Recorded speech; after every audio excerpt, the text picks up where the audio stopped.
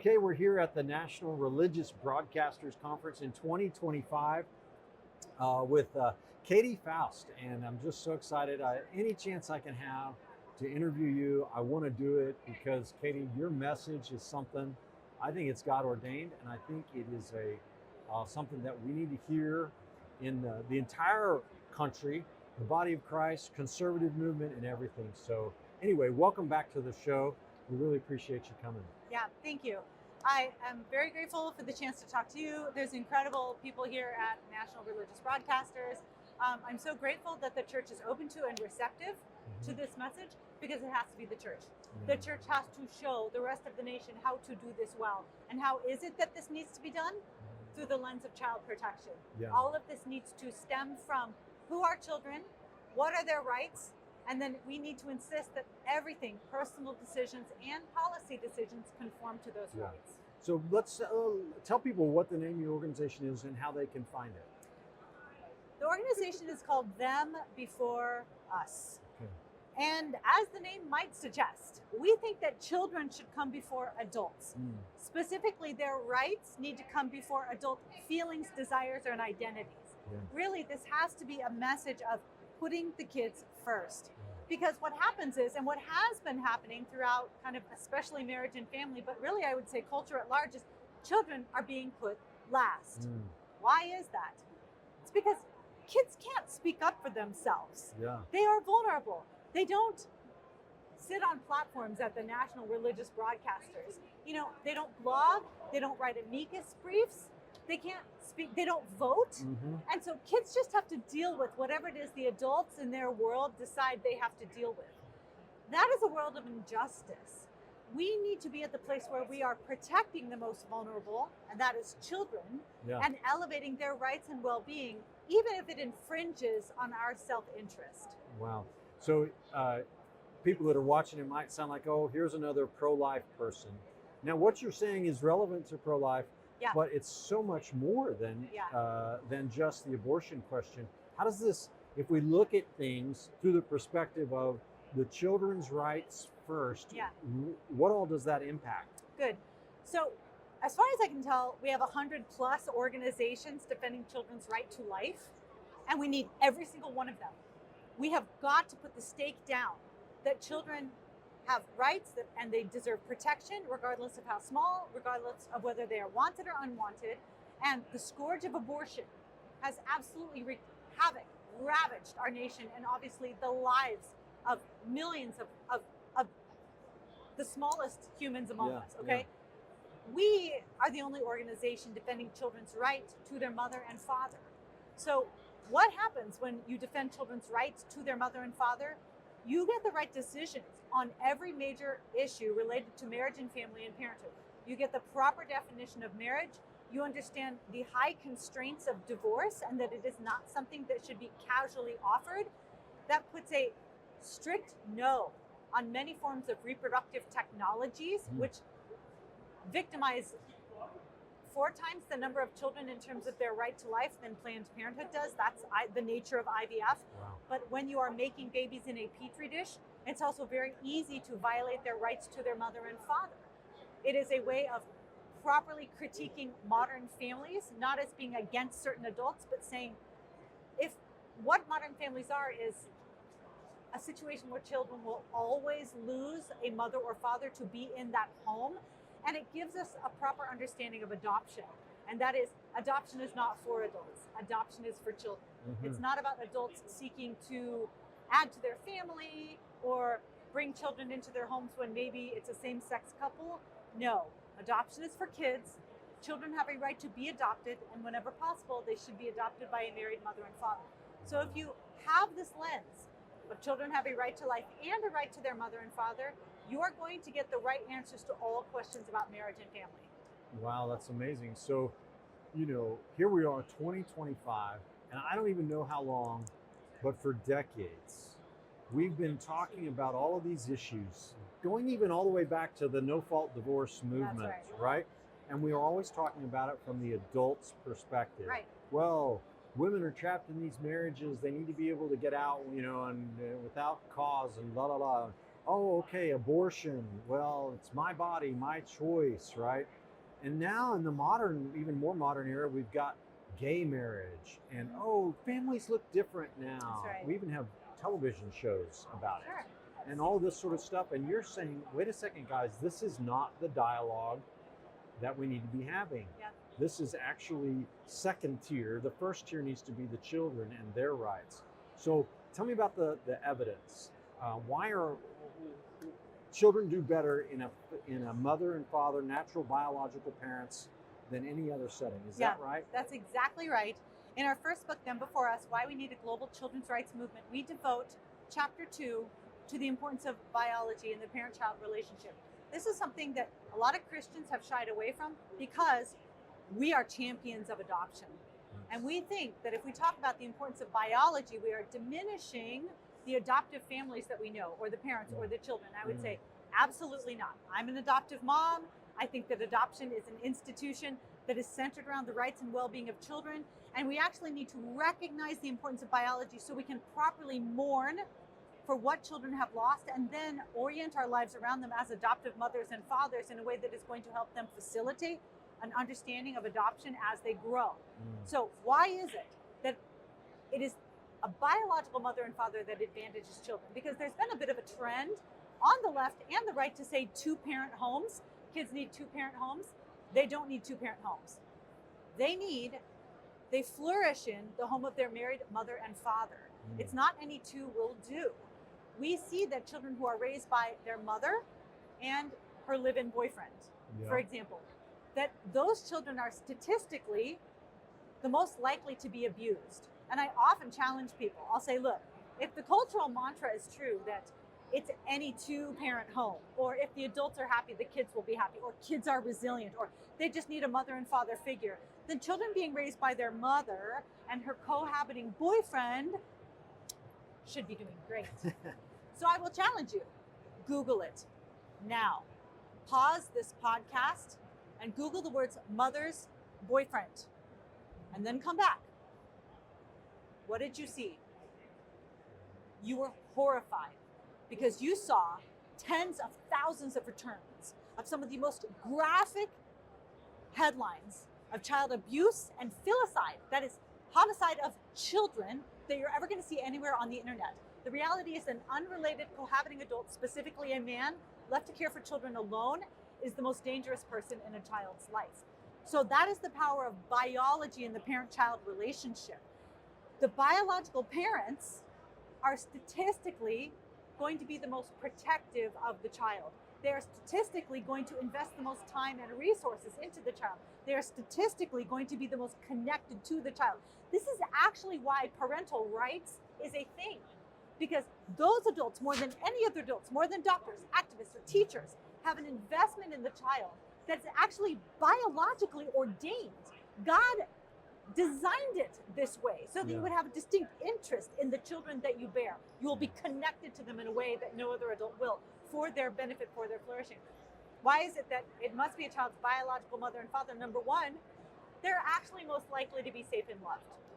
Number two, biology affords something to children that they crave, and that is their biological identity. It is very hard for kids to answer the question, who am I? If they cannot answer the question, whose am I? And that is an answer they only get from their mom and dad. This is why in the world of adoption, we have seen a drastic shift away from closed adoption in the 60s and 70s, where the child had no knowledge of, no relationship with, no connection to their first family, to now we've got 95% of domestic adoptions as open adoptions. The child has some level of knowledge or understanding or relationship with their first family. It is better for kids when they know from where they come.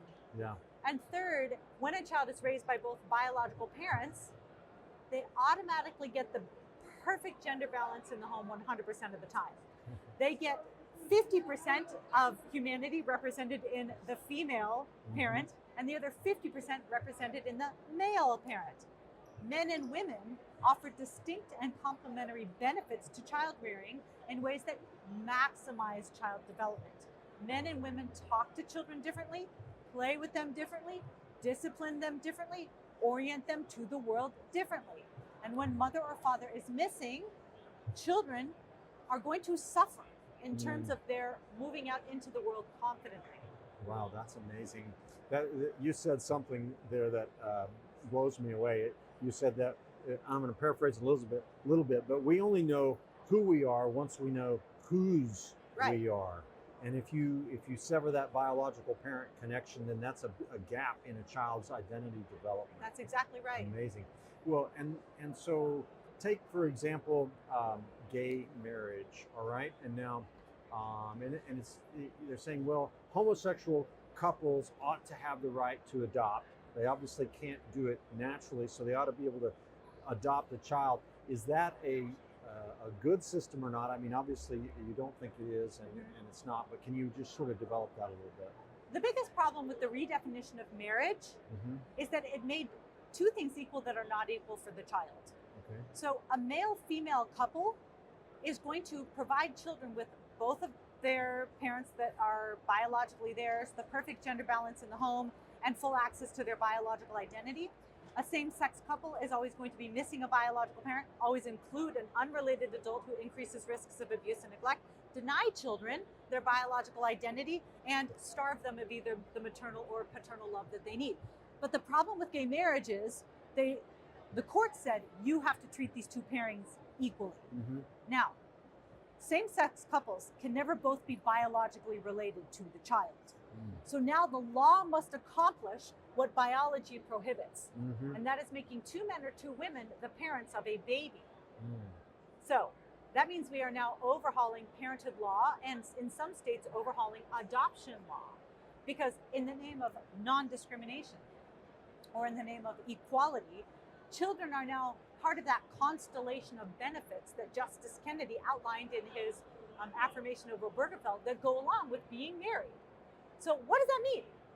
That means children have to lose their fundamental rights so that two men or two women can have their desire for a family be accommodated. This is a fundamental injustice for children.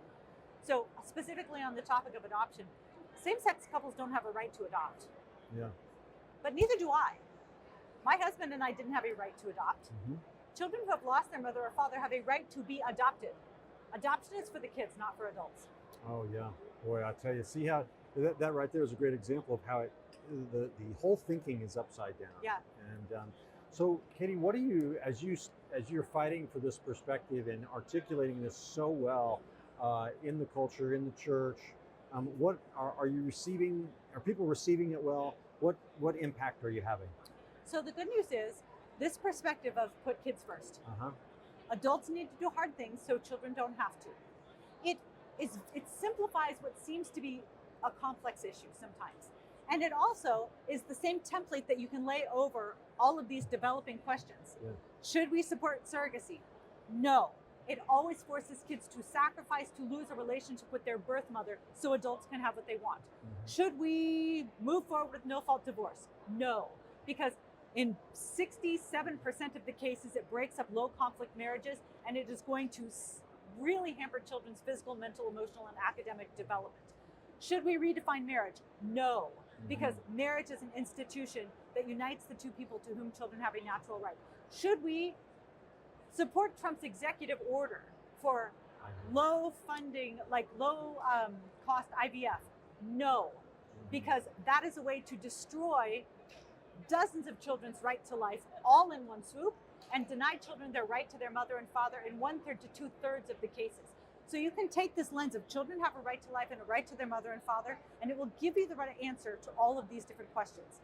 So in that sense, this has been a very well-received message because it gives people an easy way of understanding not just our current day struggles with marriage and family, but all the emerging challenges that are going to come in the future, like polygamy, like artificial wombs. Here's the problem. The world of putting children first makes demands of everybody. In the world of them before us, no adult gets a pass. It is not just the gays that have to conform to this. It is singles. It is people with unplanned pregnancies. It is those struggling with infertility. It's people in challenging marriages. All of us, single, married, gay, straight, fertile, and infertile, have to conform to these fundamental child rights, because the only alternative is for children to conform to adult desires, and that's an injustice. So that's the part of the message that's hard. People generally don't have a problem saying, well, the gays shouldn't do that. But when it comes to your own life, your own struggles, the people in your niece, your nephew, your parents, your children, that's the place where the compromise creeps in. Right, when it hits home. When it hits home. Yeah, absolutely. Well, so yeah, you mentioned Donald Trump's executive order on IVF, and this actually was a little bit of a campaign issue for him, backing IVF. Why, the average person thinks, well, yeah, it helps people have kids who can't have kids. What's wrong with it? But they don't know what's going on behind the scenes. Right. Can you describe that world? Big fertility, I think you called it once. Yeah. It is the mass creation of embryos that will be largely screened, sex-selected, and genetically disqualified from life. So 75% of fertility clinics allow you to screen for genetic abnormalities. 73% allow you to screen for sex. There's a boutique clinic in Beverly Hills where 90% of the clientele don't struggle with infertility. They simply want to choose the eye color of their babies. Okay, so what you're talking about with big fertility is because of the gauntlet that these tiny little lives have to go through. Most of them will not even make it to implantation.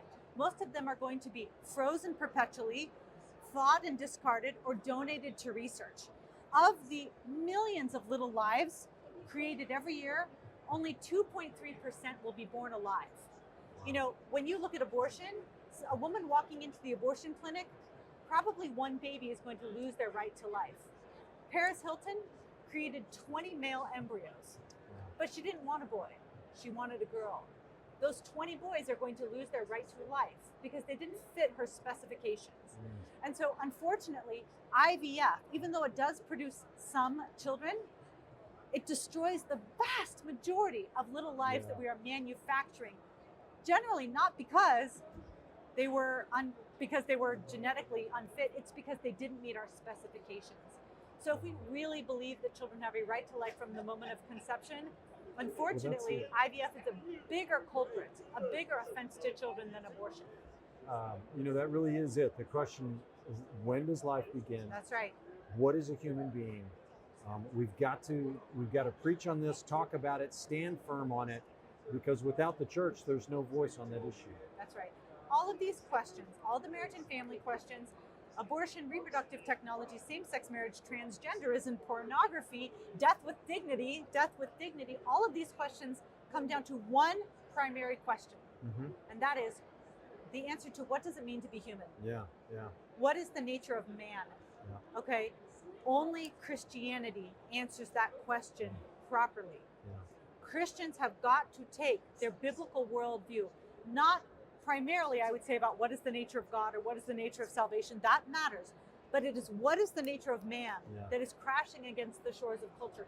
This is where the church and parents have to step up to equip those under their care to answer clearly and courageously. Amen. Well, Katy, real quick, how can people learn more? How can they connect with you and what you're doing? I'm on Twitter a lot. Okay. If you want all my opinions, go to X, advo_KATY. Go to thembeforeus.com and subscribe. Thembeforeus.com. We are, there's so much going on. We have so many projects we're working on. We've got a couple major interviews that are going to be coming out soon. I am overwhelmed by the opportunities and influence that God has given us. We need everybody to be clear-eyed and courageous when it comes to having the right information and standing up and speaking out on all the different ways that children are being victimized. We are God's plan A for child protection. Defending kids and Christianity has always gone hand in hand. And unfortunately, especially on these challenging topics, because it does sort of rub against people in our own world the wrong way, we have been quiet, we have been silent, and we have compromised. Well, and even inside so-called conservative or Republican circles, you'll see a lot of division on this. Because it really is sort of testing, what do you really believe? That's right. If you really believe life begins at conception, then this is the result you've got to go to. So, well, that's all the time I have, but I really appreciate you coming on Truth and Liberty. Yep, always good to be with you. Very grateful for your voice and platform. Thank you so much, Katy. Take care. All right. Bless you.